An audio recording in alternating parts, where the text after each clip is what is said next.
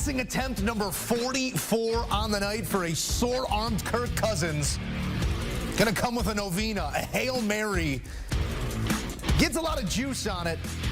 Trailing by 6, but that one falls haplessly to the ground. It was Justin Jefferson obviously targeted. Jefferson going over $150 for his second consecutive game, but no touchdowns for the star wide receiver. And in the end, it's the Eagles 34, the Vikings 28. 2-0 on one side, 0-2 on the other.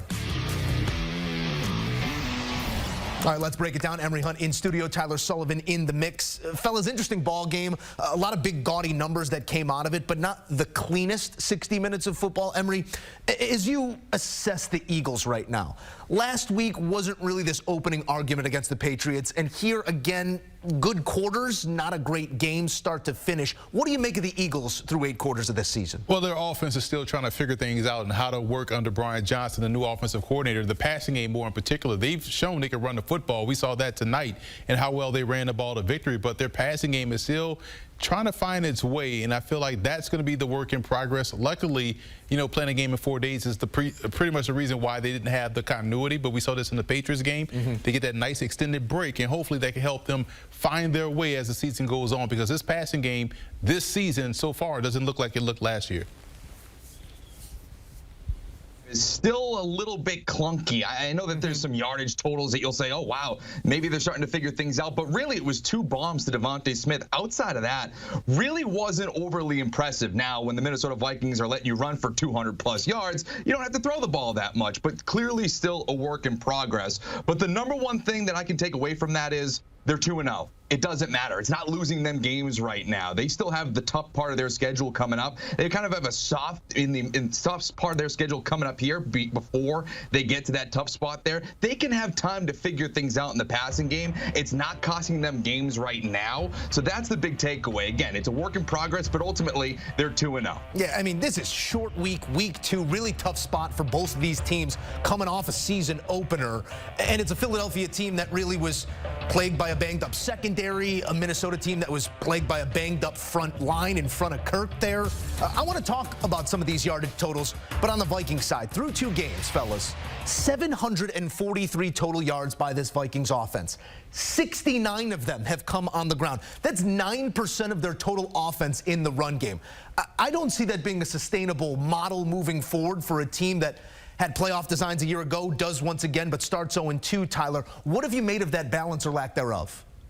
Well, not only that, you're talking about a poor run game. It does feel like I just talked about the passing game not costing Philadelphia any games. The running game is really costing Minnesota, specifically Alexander Mattison. It does not feel like he is a capable replacement to Dalvin Cook to this point. Again, we're 2 weeks in. It's a short week. There's still time to figure this out, but ultimately drop passes, inefficient in the run game. It's clearly not setting them up for success. You saw what Philadelphia was able to do with those. Again, the passing game wasn't great, but the running game, the success they were having was opening up those deep shots for Jalen Hurts to at least attempt them, and did connect on a few. It's not the same with the Minnesota Vikings right now, and I think a lot of that has to do with Alexander Mattison just not being explosive as Dalvin Cook was in this offense. Yeah, and this was a perfect storm for the bad matchup for Minnesota, but also a situation where they're facing 2 elite defensive tackles, so it's going to be impossible to run down the middle. And that's the other part of this equation where, okay, yeah, we know Madison doesn't have the explosiveness of a Dalvin Cook. Chandler has explosiveness, but wasn't getting the opportunity. And even though that would have been the case, neither this offensive line, this reserve offensive line, these pieces they kept plugging in, couldn't handle up front against Jordan Davis and also Jalen Carter. So it was just a bad matchup for Minnesota, but they do have to get more out there running game. I think they go into the free agent market. There's 2 guys out there in particular I know I keep campaigning for these guys. Kareem Hunt and Leonard Fournette should be in purple by close of business tomorrow. They're going to have to figure out those tackle positions as well. Attrition already setting in on the front line of the Minnesota Vikings. We know Emery, T-Sol, he prays at the altar of Bill Belichick. That's no secret to anybody. I want to talk about that middle 10 that Coach Belichick always talks about, because the Eagles outscored the Vikings 17-0, going in 5, coming out 5. And there was a big turning point in this game with Justin Jefferson trying to get to a pylon. I think we're going to cue up some of that video here, Emery. How big was this moment by Justin Jefferson trying to get to the goal line, losing it over a pylon, initially called out of bounds, but then overruled and called a touchback? A football game is determined by 3 plays out of the entire 60 minutes. That right there was the biggest play, to be completely honest, because not only did they lose out on a touchdown, but the Eagles went right down the field and got a field goal before halftime. So when you're turning the ball over and you can't run the football, and the other team is running at 175 yards for DAndre Swift, not only do you lose possession, but you're also losing time, which then subsequently allows you to lose even more possession. So it was just a cascade of problems for Minnesota tonight, but those turnovers were huge, especially that one going toward the halftime. You talked about Bill Belichick. What does Bill Belichick preach all the time? Ball security. And if you can't all hang on, protect the football, you're not on the Patriots much longer because it's going to lose you games. And that's kind of the fact here with the Minnesota Vikings. You can talk about the Justin Jefferson touchback fumble out of the end zone. That's certainly a tough one. I thought the Powell one was just as bad. You know, that to me, you were going to get the ball deep in Philadelphia territory. It kind of felt like the upset was kind of being swung in that direction. And then all of a sudden you cough the ball up directly into a Philadelphia Eagles arms, and it just completely went down from there as well. So again, you know, the Kirk Cousins one, that's tough. That's on the offensive line. That's just what Philadelphia is going to do to you. But the Powell and Jefferson one in particular, those 2 turnovers to me were the big thing for Minnesota here. Bill Belichick players tell the stories about all the time. Don't you reach for that goal line. We'll get it on the next play. Tyler Sullivan taking us full circle there. Let's talk about Jalen Hurts, because this is an Eagles team, as Tyler said, rounding into form, still a little bit clunky, but talented everywhere you look. Specific to Jalen Hurts, the numbers have not been there through 2 weeks, Tyler, but the results have. What have you made of his play specifically? Yeah, I still think they're working a new offensive coordinator. Yes, he was in the system last year, but they still have to replace Shane Steichen, who is very much in sync with Jalen Hurts. And when you have a new voice in your ear, that's certainly going to change things a little bit. But ultimately, I do believe that they'll be able to figure this out. Now, look, Minnesota did everything that they could to prevent Jalen Hurts from succeeding through the air. They were only sending 3 most of the time. They were saying, hey, listen, if you want DAndre Swift to rush for 150-plus yards and as a team rush for over 200, that's totally fine. Jalen Hurts, you're not going to beat us with A.J. Brown, and we're kind of tried to not have you beat us with Devontae Smith. Again, got burned a couple of times, but ultimately, the Minnesota Vikings, Brian Flores, they were selling out to not get beat through the air. So it is tough to kind of evaluate that, you know, for Jalen Hurts on a short week with the defense telling you, hey, listen, you can run all you want. You're just not going to pass tonight. So I do believe that that will get back into check, especially as they kind of go through this extended mini bye of sorts after playing on Thursday night. So I'm not overly concerned with them yet, especially with a soft part of their schedule before the bye, and then things get a little bit more difficult. But ultimately, I do think Jalen Hurts will return to form through the air. It was interesting to see early in the game Jalen Hurts try to get himself going in the run game. And we were watching this game. Joe was like, you know what? You kind of want to keep giving the football to DAndre Swift, to Boston Scott, because they're having the success. And once he realized that and just leaned toward just giving these guys the football, and letting those guys run the run game pop. We didn't see the passing game, the efficiency that we normally see from a Jalen Hurts. That's going to come in time, like Tyler talked about it. Even the passes that he was getting ready to throw deep down the field, he took some ill-advised sacks. One, they got them out of field goal range early in this game. And to me, that's where he has to find that continuity. But the run game was still there. They were still able to lean on his Vikings defensive front. Just the Hurts part of the run game outside of the quarterback sneaks and short yardage and goal line situations just wasn't there. Took the Philly faithful all of 2 drives early in this game to let the boo birds start raining down after too much of that Jalen Hurts keeper stuff. But they have plenty to cheer about, because for the first time in 30 years, the Birds 2-0 start in back-to-back seasons. They are amongst the best in the league. We'll see what they can be moving forward. But I want to talk about the Vikings moving forward, because the one-score wonders from a year ago, 11-0, now 0-2, their first 2 losses coming by 1 score this season.